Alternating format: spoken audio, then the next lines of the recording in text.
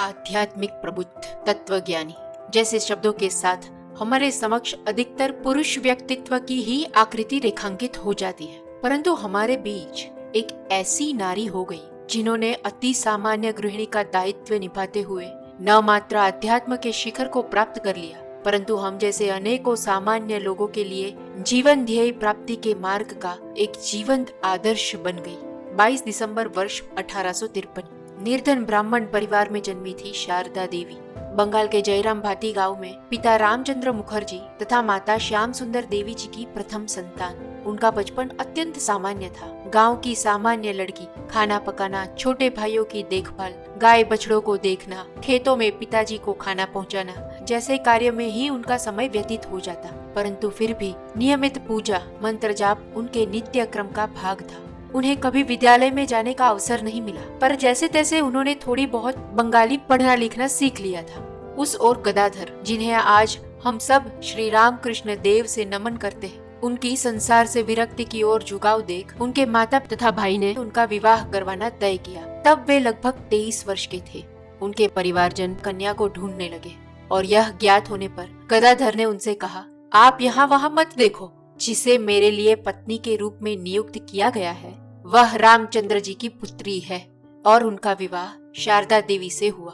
तब वे मात्र 5 वर्ष की थी, परंतु उस समय यह प्रथा थी।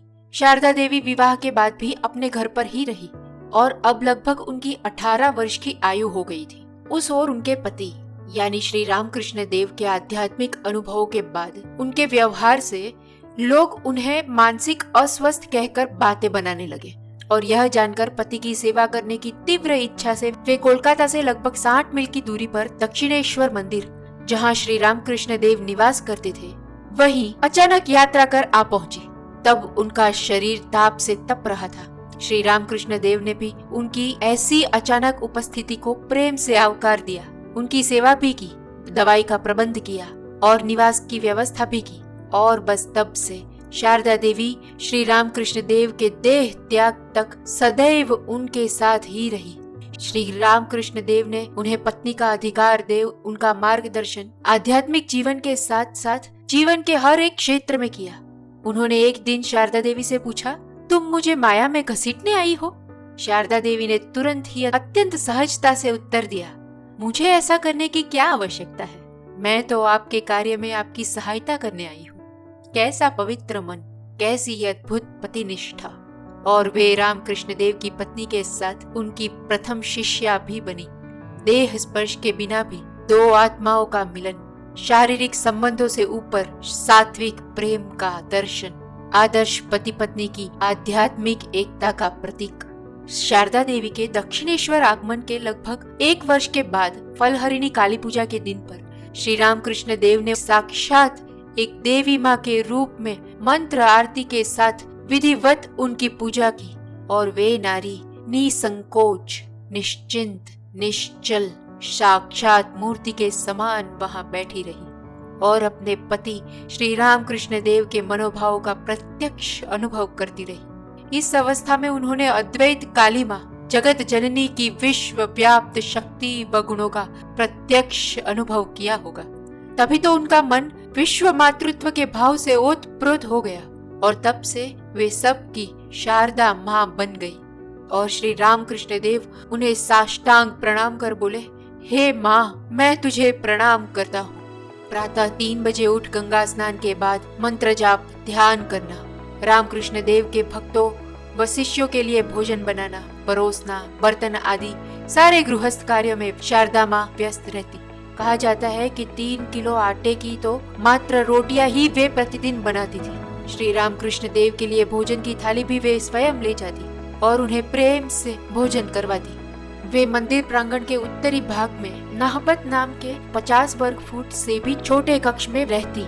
उन्हें न कोई भौतिक सुख, धन या वैभव में रुचि थी। वे तो सर्व के लिए अनन्य मातृ प्रेम की धारा थी। यहाँ तक कि आश्रम के पशु पक्षियों को भी उनसे उतना ही प्रेम था। शारदा देवी को शारीरिक मातृत्व सुख की प्राप्ति न होने पर अपनी सास के कटाक्ष पर श्री रामकृष्ण देव ने कहा था कि आपकी पुत्री को एक नहीं अनेकों संतानों का सुख प्राप्त होगा, वह तो जगत जननी है। शारदा माँ ने जीवन में कई आध्यात्मिक अनुभवों का साक्षात्कार भी किया था, पर वे यह किसी को कभी नहीं बताती थी। परंतु साथ रहते उनके कुछ शिष्यों से यह बात छिप नहीं पाई थी। वे तो कहती कि संसार के कोई भी जीव, संत हो या पापी, वे सब मेरी ही संतानें हैं। 16 अगस्त वर्ष 1886 गले के रोग से ग्रसित श्री रामकृष्ण देव महासमाधि में लीन हो गए और माँ के जीवन में रिक्तता आई। तब उनकी आयु मात्र 33 वर्ष की थी और वे एक विधवा की तरह कंगन तथा साड़ी पर लगी लाल रंग की किनारी को उतारने लगी। तब मानो श्री रामकृष्ण देव वहाँ प्रकट हो गए और वे माँ को ऐसा करते रोक बोले, यह क्या कर रही हो? मैं तो कहीं नहीं गया हूँ, मैं तो मात्र बस एक कक्ष से दूसरे कक्ष में आया हूँ। और उसके बाद माँ ने समाज के नियमों के अधीन न होकर कंगन और वही साड़ी पहनना चालू रखा। यही तो दर्शाता है कि उन्होंने रामकृष्ण देव के शाश्वत होने का हृदय से स्वीकार किया था। 13 अगस्त 1886 अपने कुछ भक्त और शिष्यों के साथ वे तीर्थ यात्रा पर निकल गए। बैद्यनाथ, वाराणसी, वृंदावन जैसे तीर्थों की यात्रा के बाद वे कलकत्ता वापस लौटे। श्री रामकृष्ण देव ने उनके बाद माँ को कमरपुकुर जाने के संकेत दिए थे। वे कमरपुकुर चली गई, परंतु अब युवा विधवा के लिए कठिन समय आ रहा था। वहाँ मंदिर में श्री रामकृष्ण देव के नाम सौंपी गई एक कुटिया में वे रही और मात्र चावल खा जीवन व्यतीत करने लगी। नमक तक खरीदने के लिए उनके पास पैसे नहीं थे। सब्जियां भी पास की जमीन में स्वयं ही उगाकर उन्हें खानी पड़ती थी। श्री रामकृष्ण देव के भांजे पर शारदा देवी के रक्षण का उत्तरदायित्व था, पर उसने भी अपने हाथ ऊपर ले लिए थे। और ऊपर से हमारा समाज, एक विधवा की लाल किनारी वाली साड़ी पहनना और हाथ से कंगन ना उतारने पर लोग सुहागन विधवा कहकर उन्हें अपमानित करते रहते।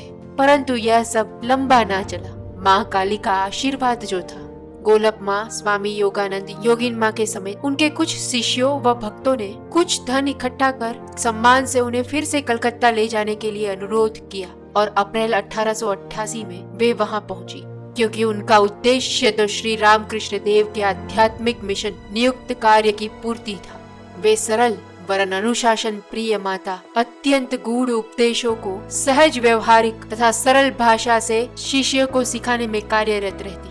कुछ समय बाद फिर एक बार तीर्थ यात्रा कर पुरी, गया, बोध गया जैसे स्थलों की यात्रा में उन्होंने वहाँ के सुव्यवस्थित आश्रमों को देखने के बाद श्री रामकृष्ण देव के शिष्यों के लिए भी वैसी ही समुचित व्यवस्था करने का उन्होंने निश्चय किया। वर्ष 1897 में स्वामी विवेकानंद भारत लौटे और उन्होंने मठ के लिए गंगा जी के किनारे बेलूर गांव में भूमि खरीदी और 6 दिसंबर 1897 को बेलूर मठ की विधिवत स्थापना की गई।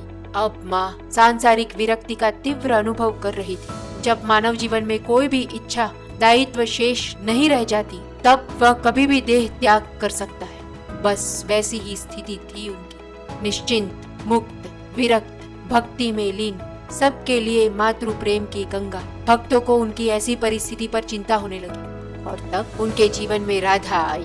वर्ष 1900 में उनके छोटे भाई की मृत्यु के बाद तथा भाभी की मानसिक अवस्था ठीक न होने के कारण उनकी नवजात पुत्री राधा का दायित्व उन्होंने ले लिया और वह माता के इस संसार में रहने का एकमात्र साधन व कारण बन गई।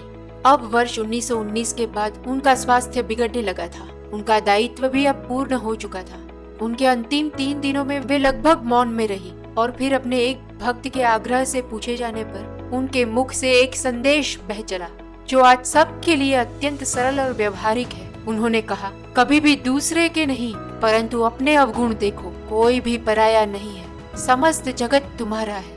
और 20 जुलाई 1920 को उन्होंने देह त्याग दिया। एक गृहिणी, पति का बल और उनके ध्येय पूर्ति के लिए समर्पित, भक्तों की अन्नपूर्णा, सांसारिक दायित्वों की पूर्ति के साथ उच्च आध्यात्मिक ज्ञान के संयोजन का एक दुर्लभ उदाहरण यानी शारदा माँ।